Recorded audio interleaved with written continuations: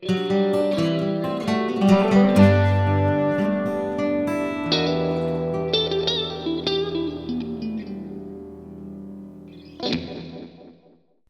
folks, I'm Dave Isaacs. If you follow this channel, you might have noticed that there has been a real turn toward country music in the Essential Songs series, and this episode is no exception. We're going to take a look at Gentle on My Mind, written by Johnny Hartford, but best known as done by Glen Campbell. And so what I'm going to play for you is a basic pattern following the chord structure, and if you listen to the original Glen Campbell recording, of course, Glen Campbell was a session guitar player extraordinaire and played on more songs that you know than you could even imagine, possibly. And so the track itself is full of wonderful layered guitars, all kinds of nice stuff going on, but there's very little that's signature in that. So I am pulling what I'm doing here from a couple of live performances that I watched, and it's very basically a picking pattern. I'm going to show you a pick and a strum. The main thing we want to look at is the chord progression, which is very simple. It's mostly D, E minor, and A. It's really three chords, which if you know the song, you might be saying, well, wait, there's that thing that happens in the... Yes, there is a thing that happens, which is that we have a series of chords that follow a melody line within a single harmony. What I mean by that is a D chord contains two Ds, here and here, fourth string, second string. A D major seventh chord, which I'm going to play with a bar, my index finger just covering three strings at the second fret. Out of the four notes of this D chord, I've only changed one. I dropped this D down a half step to C sharp. It is a new chord, but if you listen to the two of them side by side, you hear a melody.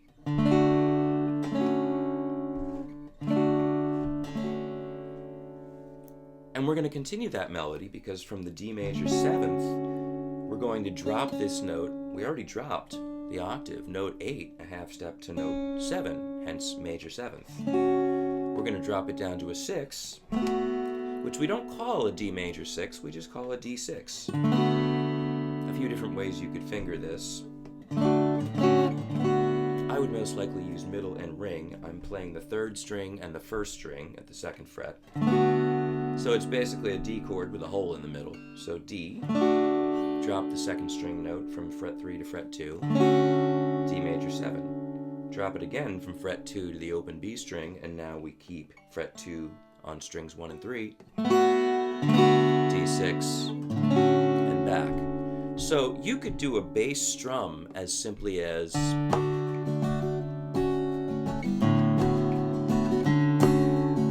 got a thumb pick on here, so let me pop this off for a second.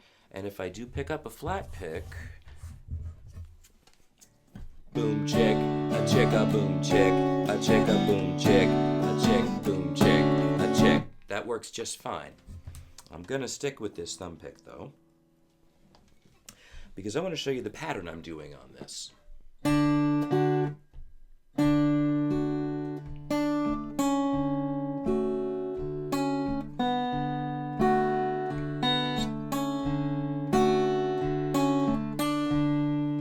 You really hear the melody there.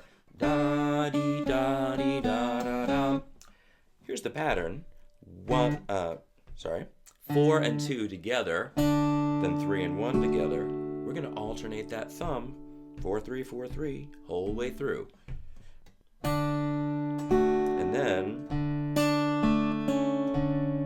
just alternating, 4, 2, 3, 2, except that on the last beat,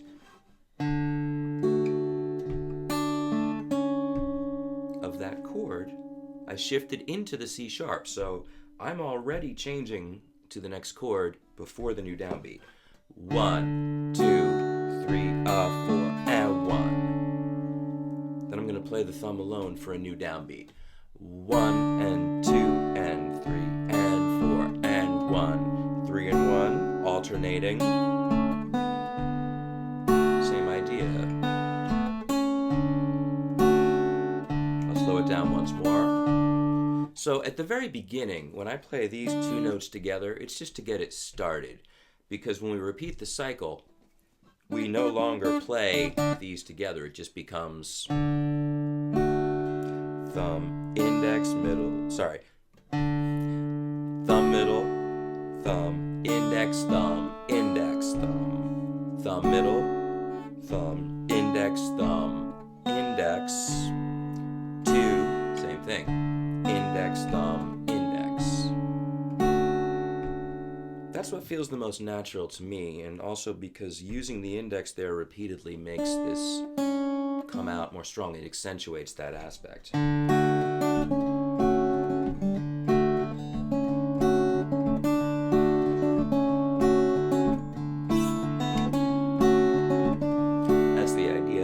Now, when it goes into the song, that is where we start at the top of the verse. D, D major 7, D6, D major 7, then E minor, 1, 2, 3, 4, 2 bars. And I'm just playing a basic back and forth boom, chick, boom, a chicka. I'm not even thinking all that much about which strings I'm hitting, but strumming, boom, chick, boom, a chicka, boom, chick. So picking, as long as you keep that thumb going, 6, 4, 6, 4, I would recommend a simple thumb, thumb, thumb, finger, thumb, finger. Because we're just marking time. So.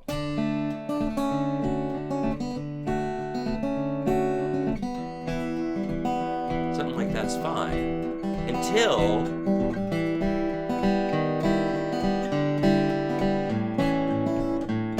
that's the other big change that we're using here. From an E minor, here's what's going on chordally.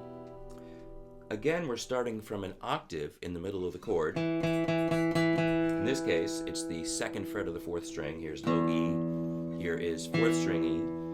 We're again going to drop down the scale, but this time, instead of going down the major scale, before we did 8, 7, 6, 5, ba-da-da-bum. But here from the minor, we're going to go chromatically, 1 fret at a time.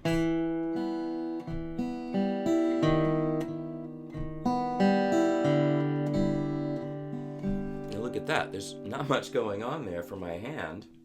You could play a straight E minor here if you were strumming, and there would be nothing wrong with that. Picking, I'm just using a single finger, my middle finger here on the 2nd fret of the D string. I can just skip over the 5th string with my picking hand thumb, so it doesn't matter if I touch it or not. And then I have E minor, with 3 more open strings, right? Whether I hold this or not.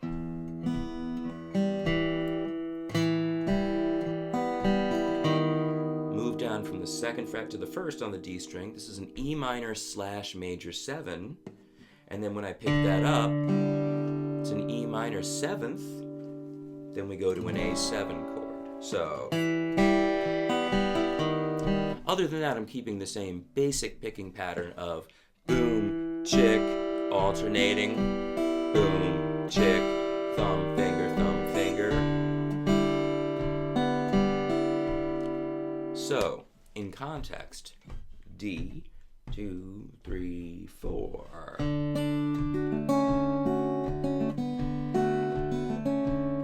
Filler bars of E minor. Now we move. A7, and then turns that around. Now, the second half of the verse is a little different. Now, the second half of the verse is a little different just because it extends the D. We start that D sequence, walk through it like we did before, start it, get halfway through from the major 7. Now we go to the E minor, then descend. And as I said, I'm using a couple of different patterns here, but as I'm messing with it, I do like this.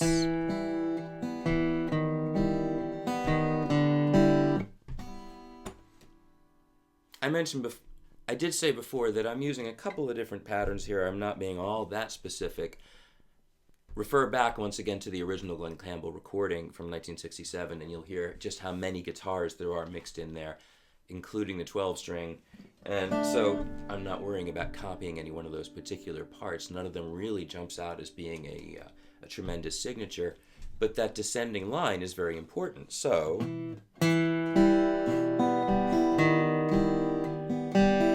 really bring that out. A7 and then. So here's the entire verse, really. The only thing that changes is at the end of the cycle, we're going to repeat that E minor A7 turnaround, which in the key of D is a 2-5-1. So, D, 2, 3, 4. E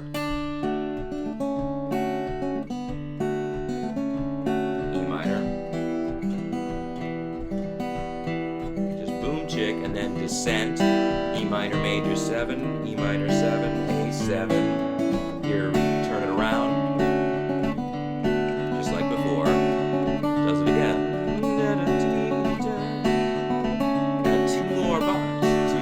Beats. Now E minor. Descent. A7. Turn around.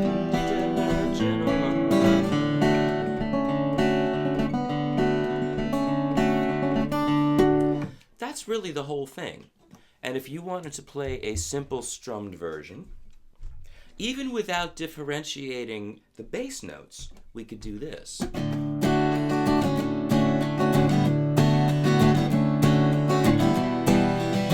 Chick, chicka, chicka. And then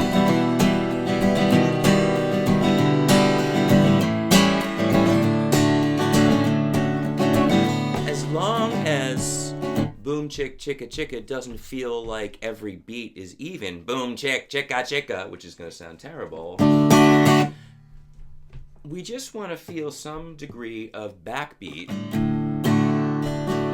So that second half, I mean, boom chick makes it fairly easy to differentiate the second beat, the chick. But the second half of that figure, boom, chick, chicka, chicka, it's tempting to just continue to emphasize chick, chick, the downbeats, in other words. And that's not really what we want there. We want boom, chick, a chicka. There is something of a space there, or at least a de-emphasized beat. 1 and 2 and less and 4 and. It's just a question of degree, how much energy I'm giving this drum. You really just could look at it as leaving a space. Boom, chick, a chicka. The thing I don't like about that is I don't think you ever really want your hand to stop moving when you're strumming. First of all, I think it helps you continue to feel the beat, and second of all, it's all just momentum, so.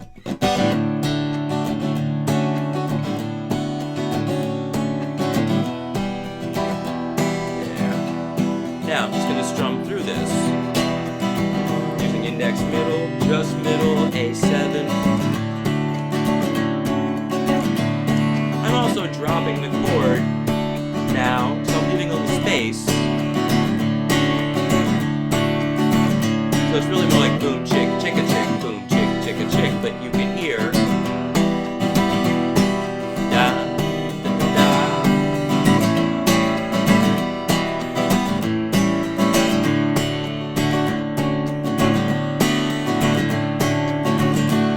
The heart of this strum is that it really is just a train beat, or boom, chick, chicka, chicka, boom, chick, boom, a chicka, however you want to articulate that.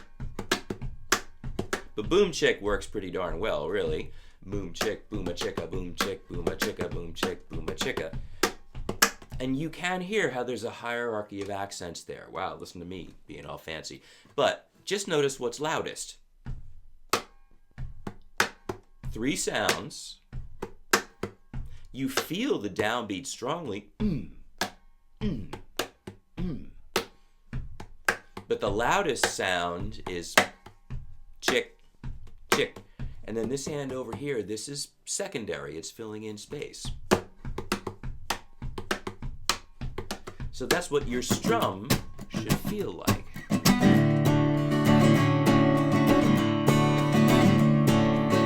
chick, a chicka. So you can fill in all the spaces. You just can't fill them in evenly. It's gotta be.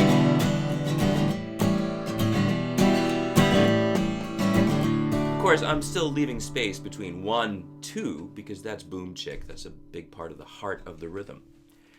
But it's really pretty straightforward, and the thing is, even if you're playing this finger style, I think it's good to have that in mind, especially thumb style, because your thumb is articulating boom chick.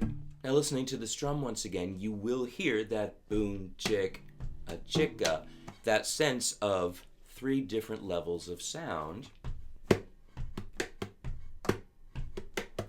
here.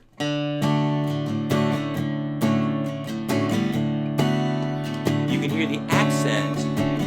Ba. There's your backbeat, right? We feel the downbeats as well.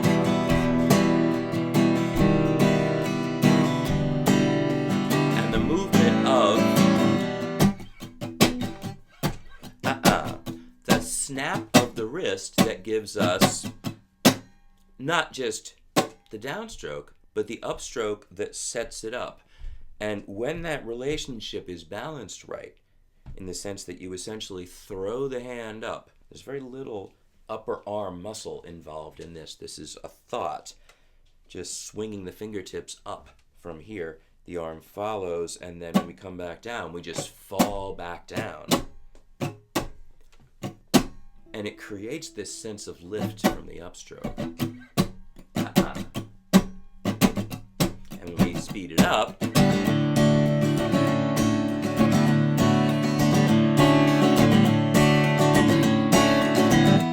keeping the right hand, strumming hand as loose as we can, of course, right?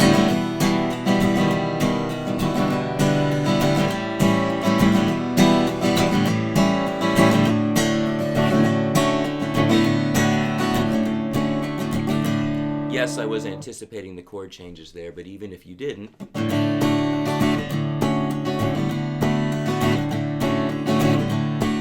you could even be sort of in between chords, like I was there. Sort of a ghost chord. It's not really anything, but as long as I don't make a big deal out of it, it sounds fine. Obviously, you want to be as clean as you can, but it's not like you have to arrive instantaneously on the new chord. That's not going to sound right either.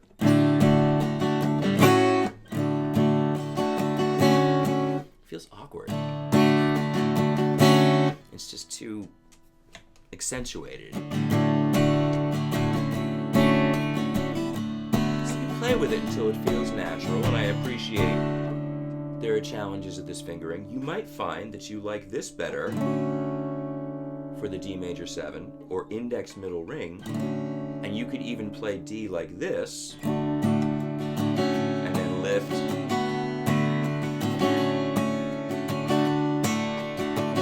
This would be an unusual fingering for D, but you could certainly make a case for it in light of this change.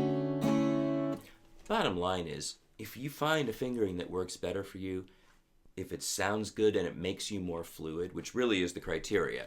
It's a good fingering if it makes you more fluid. It's not if it doesn't, basically. And you really should know the difference right away. So check out the tab if you want the specifics of the picking pattern that I was playing. Again, as is frequently the case with these videos, I'm giving you, let's call it an educated approximation and trying to get into the heart of what the groove and the guitar part really are doing.